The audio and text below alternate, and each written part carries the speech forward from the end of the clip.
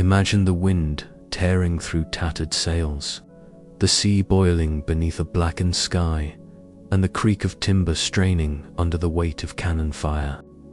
You're standing on the deck of a ship that reeks of smoke and salt, your hands trembling as a parchment stained, creased, and bearing the royal seal rests in your pocket.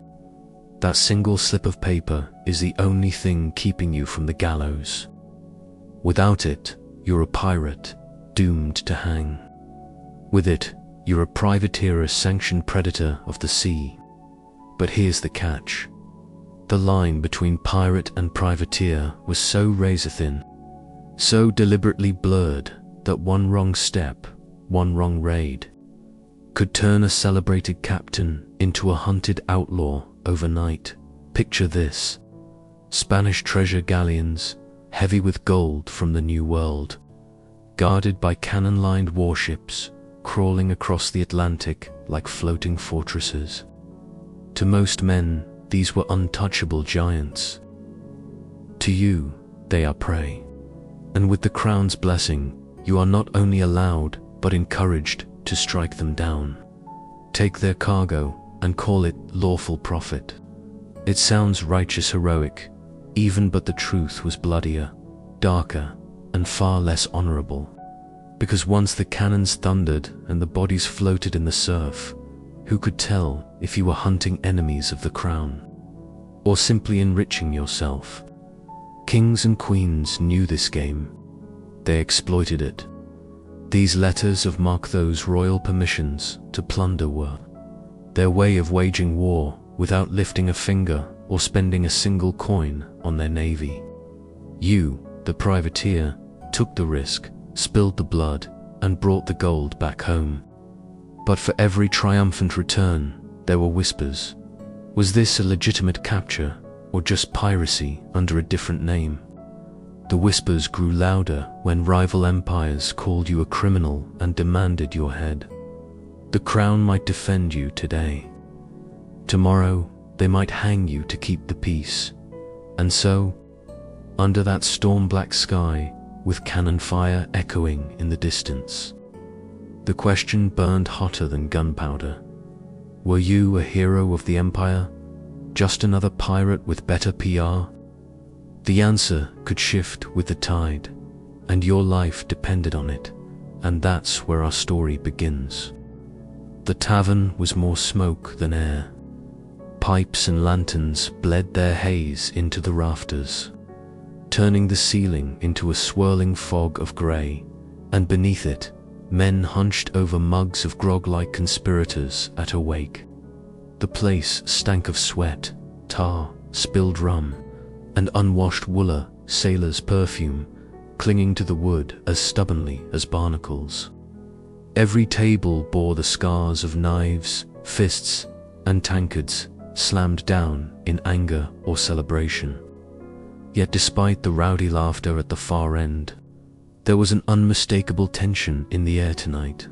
Like a storm lurking just beyond the horizon, at the center of it all sat Captain Elias Gray. He was not a man easily ignored. His boots, caked with dried salt, were propped arrogantly on the table, the worn leather flexing with the rhythm of his tapping heel. His coat black with silver trim, frayed at the cuffs from years of wear, draped over his broad shoulders like the wings of some carrion bird. The candlelight caught the sharp line of his jaw, the scar tracing down from his temple to his cheek, and the faint glimmer of a grin that told every man in the room that Elias feared nothing, not God, not king, not cannon fire. But it was not Elias himself that had every eye in the tavern fixed on that table.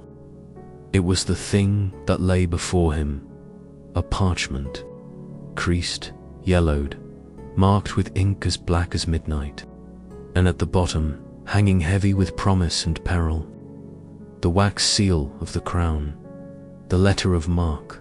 Elias tapped it lazily with one finger, as though it were a card in some tavern game rather than the most dangerous document a man could hold. "This, my lads," he drawled, his voice a mix of velvet and gravel, is no ordinary scrap of paper. This is our salvation. The king himself has given us leave to strike the Spaniards wherever we find them. Their ships, their gold, their throats ours for the taking, and all within the law. The words rolled over the men like a tide. For a moment, silence reigned, broken only by the distant creak of the tavern's beams. Then came the murmurs, low, eager, hungry.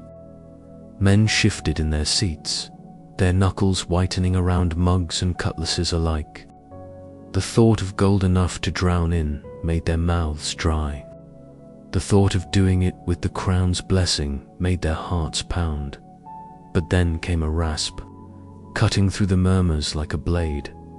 "I, the law," said old Marlowe. Heads turned. Marlowe was the oldest sailor in the room, though none could say by how many years. His face was leathered like old rope, his beard tangled and streaked with grey, and one milky white eye stared lifelessly from its socket. The other, sharp as a hawk's, fixed on Elias with a look that was half challenge. Half warning, "The law," Captain Marlowe repeated, leaning forward so that the candlelight carved his scars into deeper shadows. "But whose law? Today the king blesses us, aye. Tomorrow he'll hang us if it pleases him. Don't mistake that letter for mercy. It's a devil's contract, and we're the devils who'll pay." A ripple of unease ran through the crew. Men shifted, some nodding subtly at Marlowe's words, others glaring at him for dampening their dreams. Elias's grin widened, though there was no warmth in it. He leaned back in his chair, arms spread wide, as if to embrace the doubt itself. "Then let us be devils, if that's what it takes. I'd rather live 1 year with gold in my hand and fire in my lungs than 30 scraping barnacles off another man's hull, wouldn't you?" The challenge struck like flint. The room erupted in cheers and laughter, fists slamming the table, mugs sloshing over with grog. A chorus of voices rose, aye. Some clapped Marlowe on the back, others jeered him down, but the decision was made.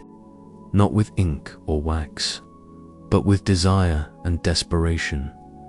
The pact was sealed in rum and roaring voices by dawn. The Sea Phantom was cutting from port like a shadow set free. Her hull was sleek, built for speed and violence, her sails patched but proud, catching the morning wind. The crew, ragged and rowdy, bustled across the deck with newfound vigor, their hangovers no match for the thrill of what awaited them. Gold, glory, freedom.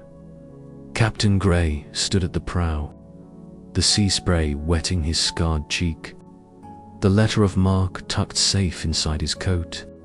He felt its weight pressing against his chest, not the paper, but the power it promised. Behind him, the crew sang shanties, voices raw but alive. Ahead, the ocean stretched wide and merciless, a vast chessboard where men gambled with lives and nations. But even as the Sea Phantom slid into open waters, Marlowe's words whispered like a ghost in Elias's mind. "The king will bless you today and hang you tomorrow." For days they sailed, their eyes sharp on the horizon. The Atlantic was restless, its moods shifting like a jealous lover serene 1 hour, roaring the next. Grey ran his men hard, drilling them on the guns, the sails, the boarding pikes. They cursed him under their breath, but when he barked orders, they obeyed. He was the kind of captain who could drag men through hell and make them thank him for the ride. Then, one morning, a shout split the sky. "Sail ho!" Off the starboard bow. All eyes snapped to the horizon. There it was, a great, lumbering beast of a ship, sails fat with the wind, its hull gilded with sunlight. A Spanish galleon. And from the sluggish pace, from the way she sat low in the water. There was no mistaking it, she was heavy with treasure. The sea phantom erupted into motion. Men scrambled to the guns, powder and shot flying from hand to hand. The air filled with the acrid temps of burning fuses. Grey strode the deck like a man possessed, his voice slicing through the chaos. Run out the guns, steady as she goes. Today, lads, we carve our names into the bones of the sea. The galleon loomed larger by the minute, her decks crawling with Spanish marines shouting in alarm. Elias could almost hear their panic carried on the wind. Marlowe appeared at his side, his one good eye narrow. She's bigger, Captain. More guns. More men. Grey bared his teeth in a grin. And more gold. The king didn't give us this letter to chase fishing boats, Marlowe. The old sailor spat to the deck. Gold's no use to a dead man. But there was no stopping it now. The fuse was lit. Fire. Grey roared. The first broadside thundered from the sea phantom, the recoil shaking the deck, the smoke billowing out in a choking cloud. The iron balls tore through the galleon's side, splinters flying like deadly hail. The Spaniards answered in kind, their cannons bellowing back. The ocean erupting with geysers of spray where the shots fell short. The sea became a battlefield. The sea phantom darted like a shark, faster and leaner, slipping past the galleon's heavy guns, hammering her flanks. The air stank of powder and blood, the roar of cannon fire deafening. Men screamed as iron and wood tore flesh from bone. The galleon groaned, her sails torn, her rigging sagging, yet still she fought, stubborn as a cornered beast. Through the smoke, Elias saw the prize glimmering in his mind's eye, chests of gold, silver, emeralds, enough to buy kingdoms. He saw his crew drunk on wealth, his name whispered across every port from Tortuga to London. But behind the glory lurked a darker vision, the king's noose tightening around his neck should his loyalty falter. Still, he pressed on, boarding parties ready. Elias shouted, drawing his cutlass, the steel catching the firelight. The ships crashed together with a shudder that sent men sprawling. Grappling hooks flew, ropes tightened, and the tide of battle surged from cannon to cutlass. Screams filled the air as steel clashed, as blood painted the decks red. Elias plunged into the fray, his blade flashing, his grin never faltering.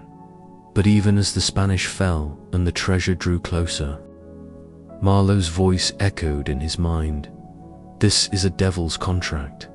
And as the smoke parted for a heartbeat, Elias locked eyes with a Spanish officer across the carnage, a man clutching a crucifix in one hand and a pistol in the other, his lips moving in a prayer. For a moment, Elias hesitated. Pirate, privateer, devil, it didn't matter.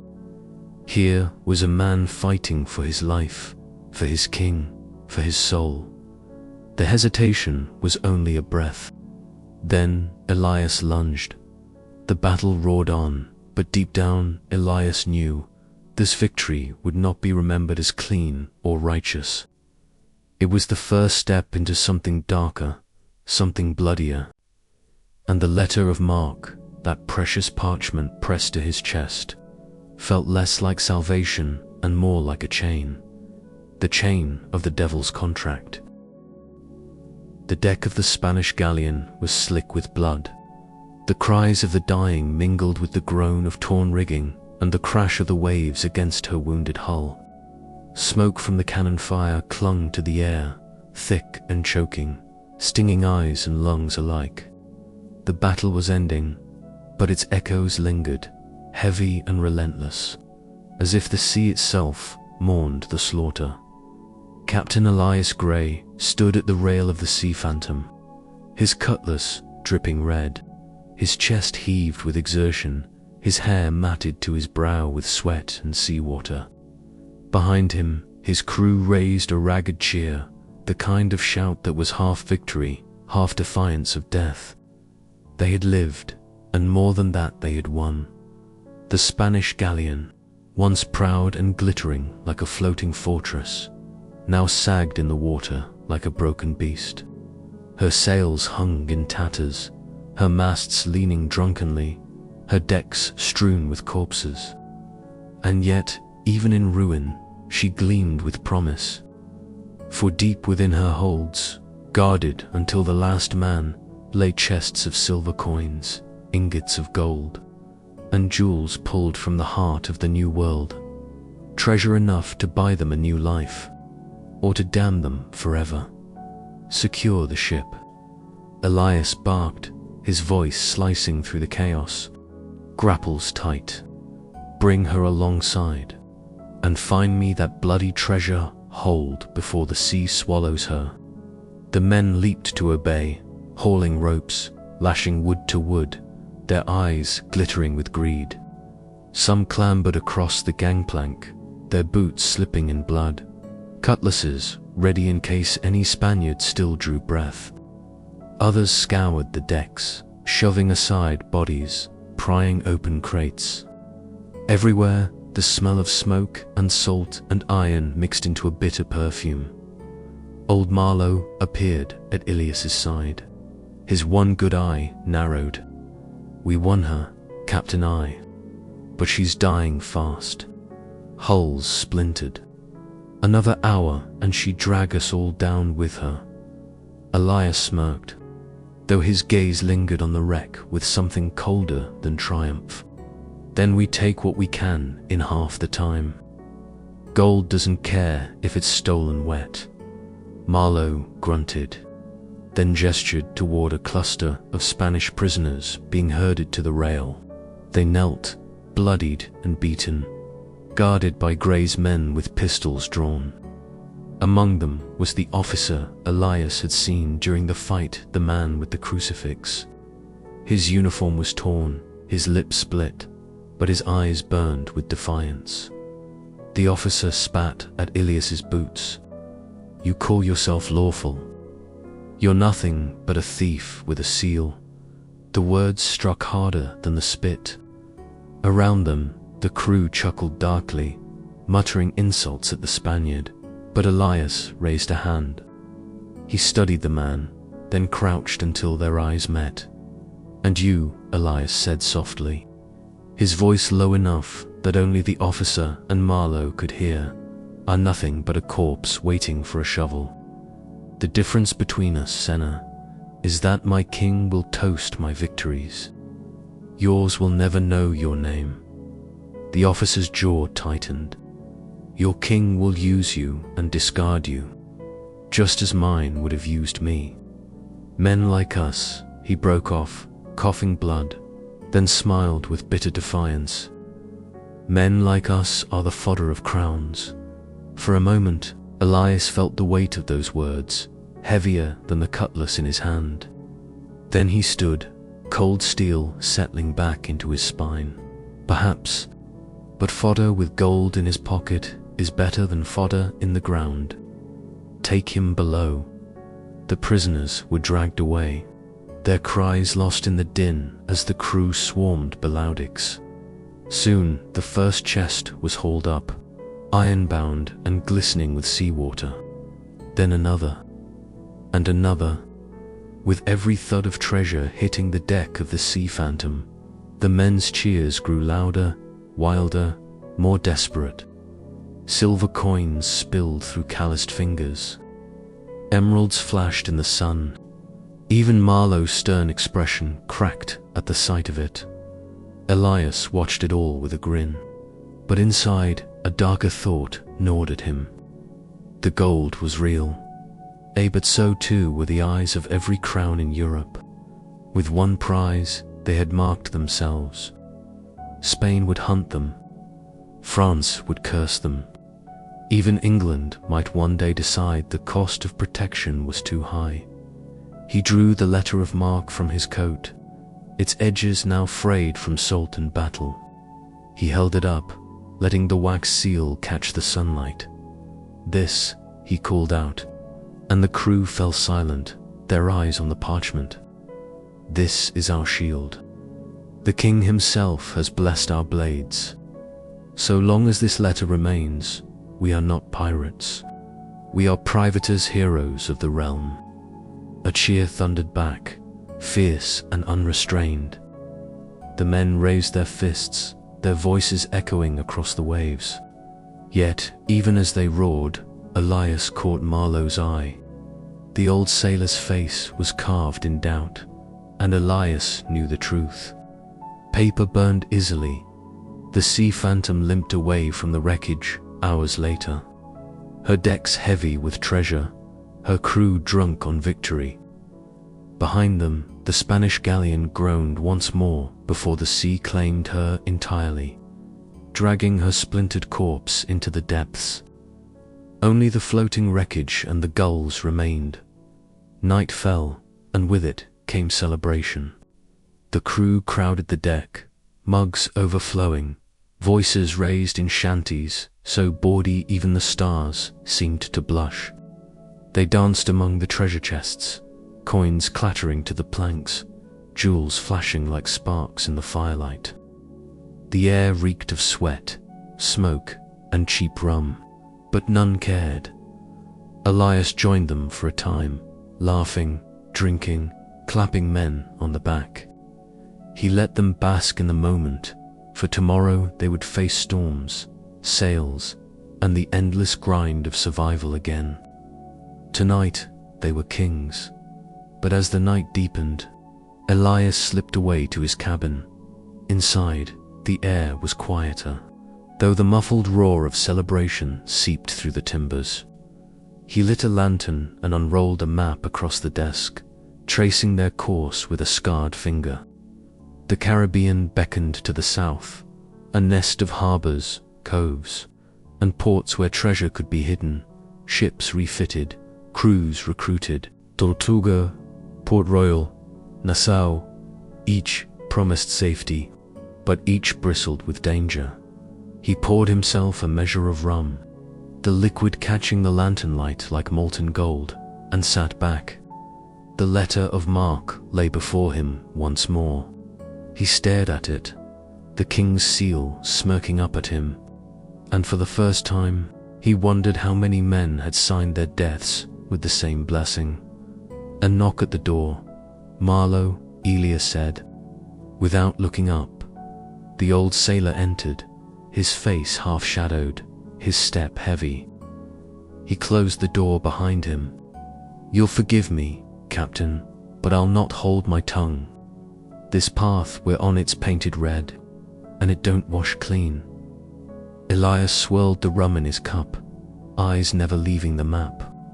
"It's painted gold, Marlowe, and gold shines brighter than blood." Marlowe stepped closer, placing both hands on the desk. "Gold blinds eye, but when the shine fades, the noose waits. Mark me, the king will turn on you the moment it suits him. That letter you hold so dear, it ain't worth the paper it's printed on." For a long moment, silence stretched between them, broken only by the muffled cheer of the crew. Elias finally looked up, his eyes sharp. "You speak as though I don't know it. But tell me, Marlowe, what's the alternative? To scrape by, hauling fish? To bend the knee to a captain who'd toss you overboard the moment you slowed him down? I'd rather gamble with the devil and win, than kneel to a saint and starve." Marlowe held his gaze, then sighed, the weight of years heavy in his shoulders. "You're a hard man, Elias Gray, and a dangerous one. God help us if your luck runs out." He turned and left, the door creaking shut behind him. Elias sat in silence, the rum untouched, the letter of marque lying like a snake on the desk outside. The crew's laughter rose, wild and defiant. But Elias felt the chains tightening, linked by golden link. Days later, the sea phantom sighted land, Tortuga. The island rose from the sea like a jagged tooth, its harbor crowded with ships of every shape and flag. Smoke curled from taverns along the shore, and the air carried the distant sounds of music, gunfire, and laughter. It was a den of rogues, a sanctuary for men with too much gold and too many enemies. The Sea Phantom slipped into port, her crew already eager for rum, women, and dice. As the anchor dropped and the gangplank lowered, Elias addressed his men. "You fought well," he declared, his voice carrying across the deck. "Take your pleasure, but remember, your pockets are full because we fight together. Spend what you will, but be back by dawn tomorrow. We sail again." The men roared their approval, then surged ashore like a flood, their boots pounding, their voices echoing. Elias remained a moment longer, watching them scatter into the chaos of Tortuga. He felt the letter of marque against his chest again, heavier than ever. He knew what came next. Whispers of their prize, enemies sniffing out their trail, rivals ready to cut their throats for a fraction of the treasure.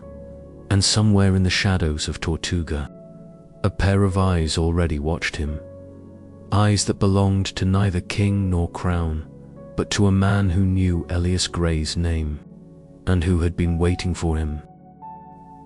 The harbor of Tortuga reeked of spilled rum, gunpowder, and sin.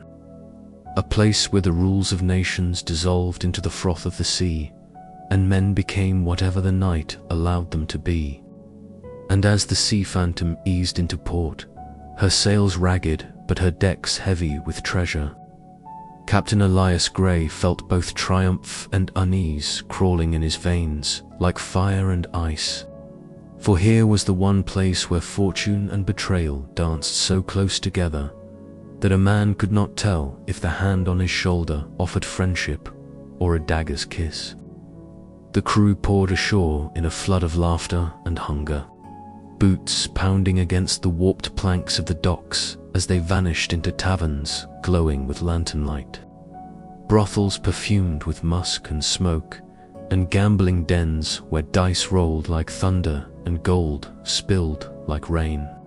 And all around them the harbor pulsed with life merchants hawking stolen goods from makeshift stalls, beggars clawing for coins, mercenaries sharpening blades while watching every stranger with the hunger of wolves.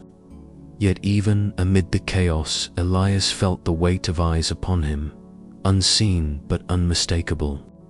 And he knew, before the night was done, someone would step from the shadows with words or steel that could change his fate.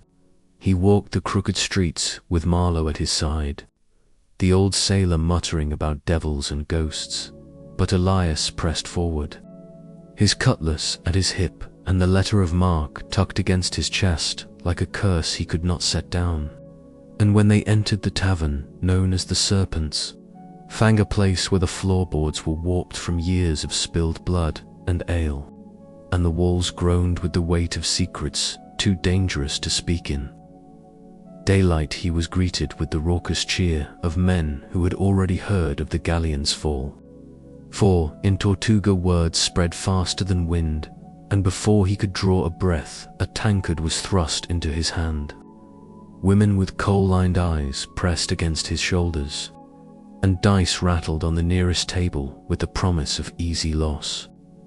Yet through the din he saw him a man seated alone at a corner table, his coat finer than most, his hat shadowing eyes that gleamed with recognition. And though he did not rise or speak, Elias felt the pull as surely as if a hook had sunk into his chest. Leaving the laughter behind, he crossed the room, his boots thudding against the boards. And when he reached the table, the stranger tipped his hat back to reveal a smile carved sharp as a blade. "Captain Gray," the man said, his voice smooth as oiled rope, "I've waited long for the chance to drink in your company, and Elias, narrowing his eyes, replied, "Then you've the advantage, sir, for you know my name. Yet yours escapes me." To which the man laughed softly and leaned forward, whispering, "My name matters less than what I bring knowledge of kings, enemies, and the price they'll soon place upon your head." Elias stiffened, his hand brushing the hilt of his cutlass. But curiosity held him fast as the man spoke of Spain's fury, of envoys already dispatched to London demanding Elias Grey be declared a pirate and hung, of French corsairs paid in advance to hunt the sea phantom across the Caribbean, and worst of all, of whispers in England itself that men in high places already debated whether Grey was too dangerous to be kept under the crown's shield, that the letter of marque might be revoked as easily as it was granted, and the moment it was stripped, Elias would be outlawed, hunted by all, no different from the black-flagged brigands he despised. Marlowe hissed beside him, "I warned you, Captain. The devil's chain grows tighter." But Elias silenced him with a glance and turned back to the stranger, asking what price such information carried. To which the man's smile deepened and he replied, "Only your ear, Captain, and perhaps in time, your allegiance. For I represent interests greater than kings, men who profit when blood and gold flow freely, and they would see you rise higher than you've ever dreamed, should you but take their hand." And at that Elias laughed coldly, saying, "I've no interest in being another man's pawn." Yet even as he said it, he felt the chill of doubt creep through his chest, for he knew too well that kings used him as easily as merchants used coin, and the stranger's words hung in the air like smoke, impossible to ignore. The night wore on in a haze of drink and whispers, until at last Elias rose, the room spinning with music and laughter, and left the serpent's fang with Marlowe at his side. The old sailor silent, but his gaze heavy with unspoken warnings. And outside the tavern the air was thick with the cries of hawkers, the moans of the drunk, the laughter of men too foolish to know death crouched behind every corner. Yet amid the chaos, Elias heard a single sound, a whisper of steel being drawn on, spun just as a blade slashed through the air, missing his throat by inches. The attacker, a Spaniard with eyes wild with vengeance, lunged again, shrieking of brothers slain aboard the galleon, and Elias parried with his cutlass, the clash of steel ringing out across the alley as Marlowe fired his pistol, the shot booming, the Spaniard collapsing into the dirt with a groan. But before Elias could catch his breath, he saw more shapes moving in the shadows. 4, perhaps more, faces hidden, blades gleaming, and he realized the stranger's warning had not been prophecy but fact. He was already marked, already hunted, and Tortuga, for all its pleasures, was nothing but a gilded snare. Drawing his blade, Elias grinned, blood singing in his veins, and muttered, "So be it. If kings and killers want my head, they'll have to take it from my cold, dead hands." And with that he charged into the shadows, the alley exploding with steel, gunfire, and the roar of a man who would not bow to crown or cross, the night itself holding its breath as the devil's contract tightened its grip. The dawn over Tortuga broke blood red, the sky streaked like a wound across the horizon, and as the sea phantom prepared to leave port with her holds still swollen with plunder and her crew staggering from a night of debauchery, Captain Elias Grey stood upon the quarterdeck with the weight of shadows pressing into his bones. For though the wind was fair and the sea beckoned with promise, he could not shake the memory of steel flashing in the night, of assassins bleeding in the alleys, of the stranger's smile whispering like a ghost in his ear. And he knew then that every step forward was one closer to the gallows. that the letter of marque beating against his chest like a second heart was no shield but a ticking clock counting down to betrayal. Yet he sailed anyway, because the ocean was his cathedral and his curse, and nothing short of death would drive him from it.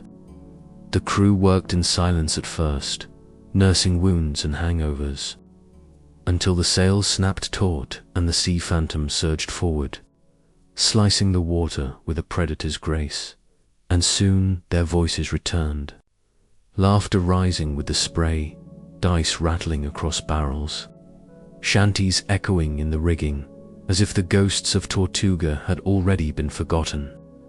But Elias could not forget, for Marlowe leaned at his side like a prophet of doom, muttering of storms and nooses and chains, and though Elias snapped at him to hold his tongue, the truth lingered like a splinter. The crown was not a friend, but a master who feasted on men's lives, and when the feast was over, the bones would be discarded without a thought. Days passed, the sea rolling endlessly beneath them, until one evening, as the sun bled into the horizon and the men gathered on deck to drink, a sail appeared in English frigate, sails proud, guns gleaming, her colours snapping in the wind, and, though the crew cheered at first, crying that the king's navy had come to salute their victory, Elias's gut turned to ice, for the frigate's course was not passing but direct.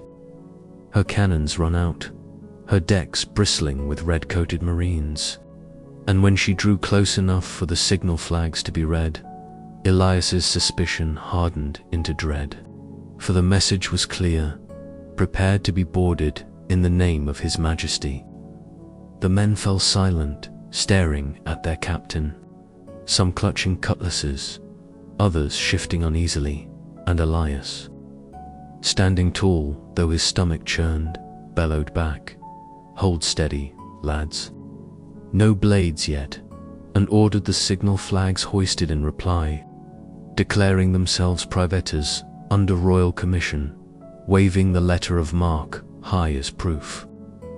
Yet when the frigate closed alongside and her captain appeared at the rail, his powdered wig neat and his voice cold as stone, he called across the water, "Elias Gray, you are charged with exceeding the bounds of your commission, with unlawful slaughter, and with theft beyond the sanction of the crown's surrender. Your ship and your men, or be fired upon." And the words struck the crew like musket balls, their cheers crumbling into gasps, curses, and mutters of betrayal, while Elias, rage burning in his chest, strode to the rail and shouted back, "This letter bears the king's seal. We fought the Spaniard under the crown's blessing, our prize is lawful." But the frigate's captain only sneered, "Lawful until it is not your actions imperil His Majesty's peace, and thus you are no privateer but pirate, and will hang as such." And with those words the trap was sprung, the betrayal made manifest, and Elias saw in the eyes of his men both fury and fear, some ready to fight, others to surrender, and he knew in that instant the crown had never meant for him to return rich and free, only useful until his usefulness ran dry, and now he was a liability to be erased. The frigate's cannons loomed, her marines raising muskets, and Elias, his blood boiling with defiance, roared, "To hell with their peace, run out the guns." And the deck erupted into chaos as the Sea Phantom's crew scrambled to their stations, powder and shot flying, ropes snapping, sails straining, and within moments the air was alive with thunder as the two ships exchanged broadsides, cannon fire tearing the sea into geysers, splinters shredding flesh, men screaming as iron ripped through the decks. And amid the carnage, Elias stood unyielding, his sword gleaming, his voice carrying through the smoke, driving his men to fight not as subjects of a king but as wolves cornered, fighting for survival and the right to keep what they had bled for. The battle raged through the night, fire licking the rigging, smoke choking the stars, until at last the sea phantom, faster and leaner, broke free from the frigate's grasp, her sails torn but still flying, her decks littered with the dead, while the frigate, slower and scarred, fell behind, her captain's curses lost to the wind, and the crew, though bloodied, roared with triumph. Yet their victory tasted bitter, for they now knew what Alias had known in his bones. The crown had marked them. The letter of marque was ash, and from this night forward they were not privateers but outlaws. Hunted by all, with no law but the blade and no master but the sea. Elias retreated to his cabin, tossing the parchment onto the desk where it lay limp and worthless. Its seal cracked, its words a mockery, and staring at it with eyes of iron, he swore aloud, "If I am to be a pirate, it will not be at their whim, but at my choosing. And I will carve my name so deep into the bones of the ocean that kings will choke on it and outside." As the crew sang a defiant shanty to the battered stars, old Marlowe whispered, "The devil's contract is broken, and now we sail with no god but gold and no future but fire." The days after the battle with the frigate were heavy with silence. The sea phantom drifting across the blue vastness of the Caribbean like a wounded wolf licking its wounds, her sails patched with rough stitches, her decks scarred with the marks of cannon and musket, her crew moving with the weariness of men who had glimpsed death and only barely outrun it. And in that silence, something began to change. For no longer did the men speak of the king or the crown or the letter of marque. No longer did they boast of being heroes of empire or lawful hunters of Spain. But instead, their eyes grew hard and restless, and in the corners of the deck whispers took root, whispers of betrayal, of gold that belonged not to monarchs but to the men who spilled blood for it. Whispers of breaking the last chain and raising the flag that meant freedom and damnation, both the black flag, the Jolly Roger, the mark of men who lived and died outside every law but their own. Elias Gray felt it too, the shift in the air, the tightening coil of fate around his throat. For though he had raged at the crown's betrayal, cursed the parchment that had damned him, he had not yet said aloud what the crew already knew, that they were no longer privateers but pirates, outlaws with no protector and no forgiveness. And when old Marlowe came to him one night as the sea shimmered silver beneath the moon, the old sailor's face carved with shadows, and said, "Captain, the men look to you, but they need, truth will, you call us what we are. Or will we drift in lies until the noose finds us?" Elias turned from the rail, the salt wind whipping his hair, and for the first time in his life he did not flinch from the word. "A pirate," he said, his voice low but steady. "Aye, that's what we are now, and damn them all who'd deny it." And with those words spoken aloud, something broke and something was born. For the very next day, when the sun bled over the horizon and the sea flamed gold, the crew gathered on the deck, their faces expectant, their hands clenched. And Elias Gray strode among them with a bundle in his armscloth black as midnight, rough but stitched with care, bearing the white skull and crossed bones of defiance. And as he climbed the quarterdeck and held it aloft, the men roared like a storm unleashed, their fists pounding, their voices shaking the sky. And when the black flag climbed the mast and snapped in the wind, the sea phantom was reborn, no longer bound by king or country but by blood and oath alone. From this day, Elias thundered above the roar. "We sail under no crown but our own. We take what we will, we kill who we must. And we answer to no law but the sea. Raise your cups, lads, for today we are free, and the men roared again, wild, savage, their cheers rolling over the waves. Yet even amid the triumph, Elias felt a chill in his gut, for freedom was a blade with two edges. And once the black flag was raised, there was no lowering it, no return to innocence, only the long, bloody road ahead where every ship would see them as devils. Every nation would brand them as vermin, and every harbor might turn from sanctuary to snare. But the men cared nothing for such doubts. They drank deep, they sang louder, and before the day was out their first prize, under the Jolly Roger, a Piada fat merchantman, English flagged, crawling heavy with sugar and tobacco, its decks manned by sailors who froze in terror at the sight of the skull snapping in the wind. And when Elias ordered the guns to fire, the broadside thundered not with the pretense of legality, but with the pure, naked violence of piracy, and the merchant surrendered without a fight. Her captain weeping as his cargo was plundered, his crew stripped of weapons, his ship left adrift, while the sea phantom sped away, richer, darker, freer. Yet in the captain's eyes, Elias saw something that haunted him, reflection not of fear alone, but of recognition, as if the man beheld in grey not just an enemy, but a mirror of what any sailor might become when kings turned traitor and law became a noose. And that night, as the men feasted on stolen rum and sugar, Elias brooded in his cabin, staring at the black flag folded on his desk, listening to the laughter outside, and whispered to himself, "We are damned, all of us.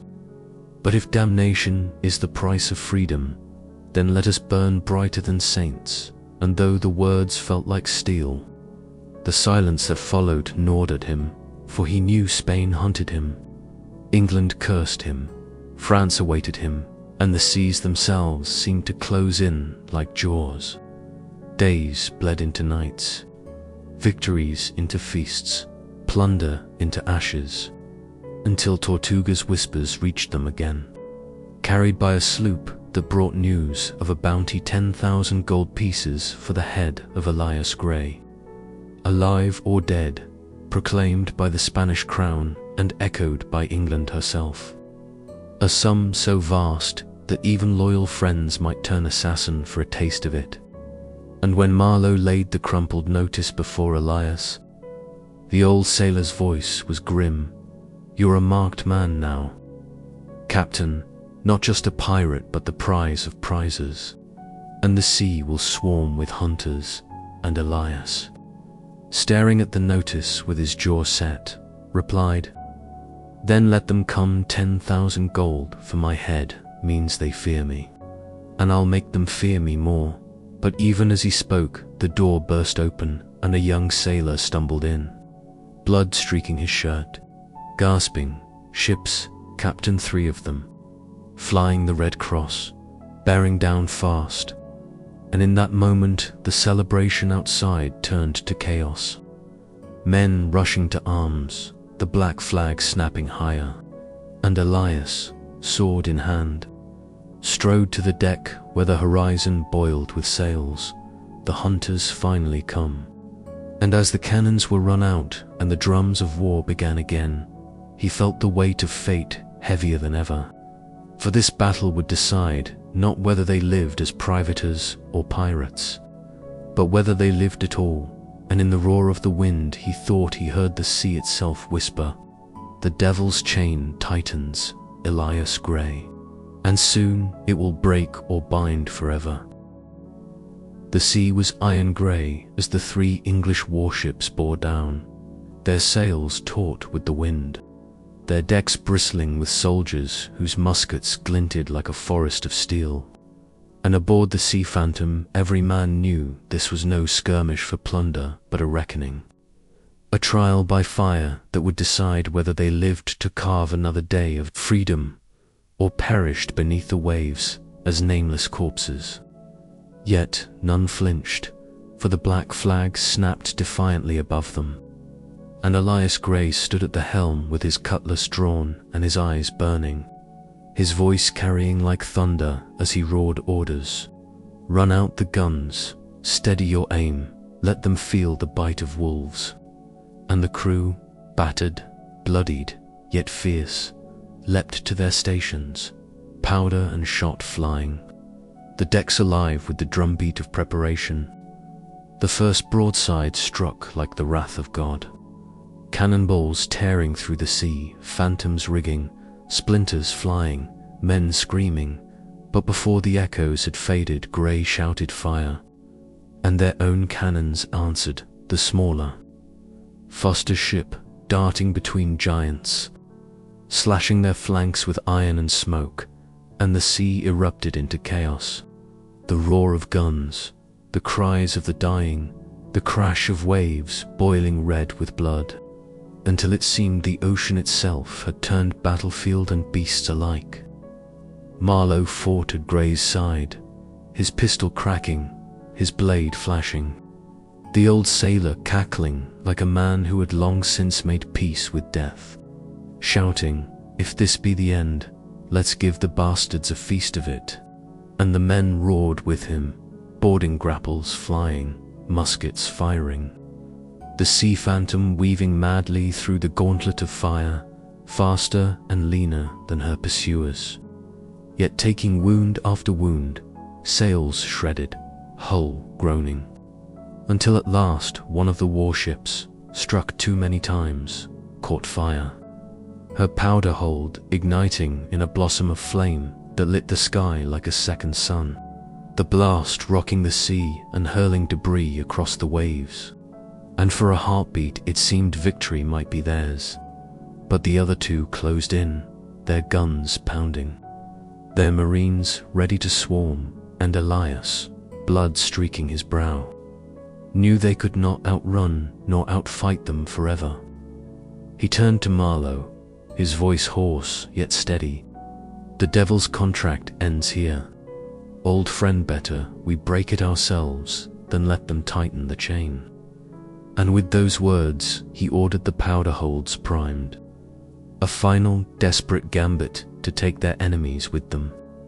Yet before the fuses could be lit, a cry rose from the starboard rail, for a fourth ship had appeared on the horizon, cutting the waves with savage grace, flying no colors but black, and as it drew closer the men gasped, for upon her deck stood the stranger from Tortuga, the man with the sharp smile and shadowed eyes, and his ship, bristling with guns and crew, fired a thunderous broadside into the English, striking one square in the flank, crippling her in a hail of splinters and smoke.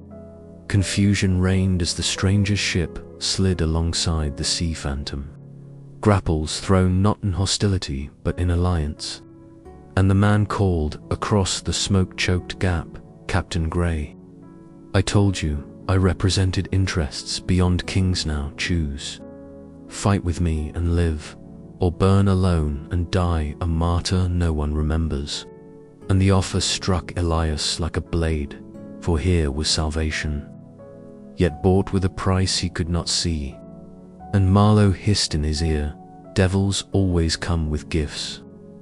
"Captain," but Elias, his chest heaving, his eyes fixed on the enemy closing in, shouted back, I'll fight with you, but not as pawn or fodder side by side, or not at all."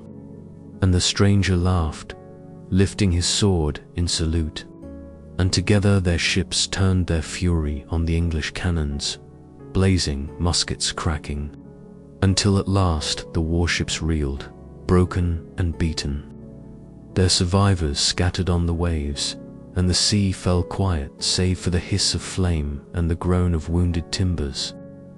The Sea Phantom floated, bloodied but unbroken, her men exhausted yet alive, cheering as the last enemy slipped beneath the waves, and Elias, his chest heaving, turned to meet the stranger face to face as the two captains clasped hands across the rail. But even as their palms touched, Elias felt a chill, For the man's smile was too smooth, his eyes too sharp, and when he leaned close, he whispered words that froze the blood in Gray's veins.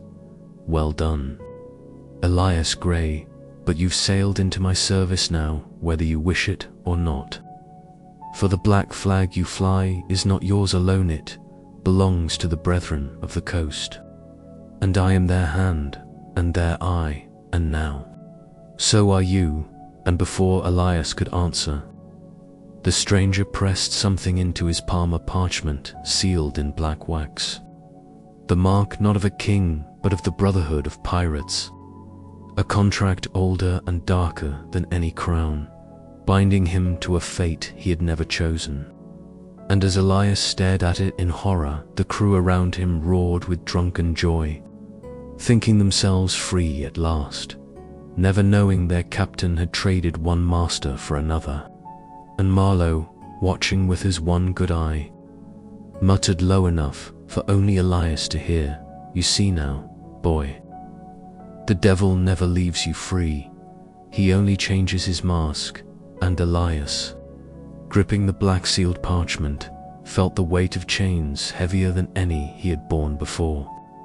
Yet when he lifted his gaze to the horizon, the sun breaking through the smoke, he smiled a wolf's smile and whispered, "Then let the devil himself fear me, for I'll not bow, not to kings, not to crowns, not to brethren. I'll carve my freedom in their bones." And the wind carried his words across the blood-soaked sea like a promise and a curse both, leaving the question unspoken, unanswered, whether Elias Gray had truly broken free or only stepped deeper into damnation. Elias Gray defeats the Crown's warships, but realizes he has unwittingly bound himself to the secret pirate brotherhood, another master, another chain.